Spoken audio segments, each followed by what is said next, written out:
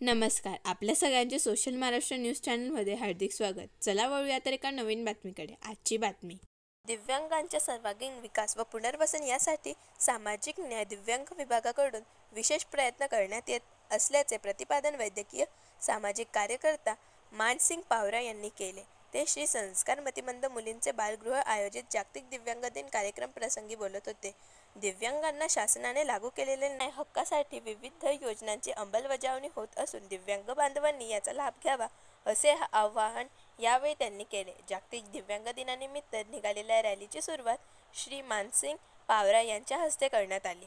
या प्रसंगी संस्था मार्गदर्शक सुनील वाघ, शिवाजी जाधव, ललित सूर्यवंशी, मयूर वाघ, अनघा सूर्यवंशी, मनीषा गुरव, मनीषा जोशी, सीमा निकम, सुनीता आढावे, ज्योती सोनवणे, दीपाली खराटे, देवयानी निये, पूनम सूर्यवंशी, रोहिणी पाटील, उषा ठोके, कविता पाटील, माधुरी कदम, दीपश्री पवार, आशा नंदाळे, रोहित मोरे, अविनाश थोरात, प्रमोद पाटील, संदीप पावरा यांच्यासह विद्यार्थिनी उपस्थित होत्या.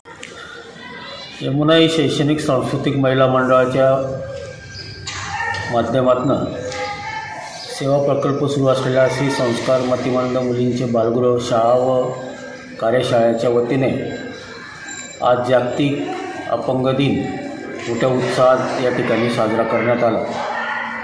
1992 पासून संपूर्ण देशामध्ये आणि पूर्ण जगामध्ये जागतिक अपंग दिन, दिव्यांग कल्याण दिन साजरा करण्यात येतो. या दिव्यांग दिनानिमित्त आज संस्थेच्या वतीने सकाळी या ठिकाणी दिव्यांगांच्या न्याय हक्काच्या घोषणा देऊन प्रभात फेरी मोठी रॅली या ठिकाणी काढण्यात आली. या रॅलीचं उद्घाटन आणि शुभारंभ सामाजिक न्याय विभाग, जिल्हा परिषद दिव्यांग कल्याण विभागाचे वैद्यकीय सामाजिक कार्यकर्ता श्री मानसिंग पावरा यांच्या हस्ते करण्यात आलं. या ठिकाणी आज मतिमंदांसाठी आणि दिव्यांगांसाठी काम करणाऱ्या, पूर्ण आयुष्य वेचणाऱ्या हेलन केलन यांच्या प्रतिमेचे पूजन होऊन या ठिकाणी दिव्यांगांच्या न्याय हक्काच्या दृष्टिकोनातून चर्चासत्र आयोजित करण्यात आलेलं होतं. त्या चर्चासत्राच्या माध्यमातून दिव्यांगांच्या न्याय हक्क काय आहेत, कुठले नियम आहेत, त्या पद्धतीचं विवेचन या ठिकाणी संस्थेच्या शिक्षकांच्या माध्यमातून या ठिकाणी करण्यात आलं.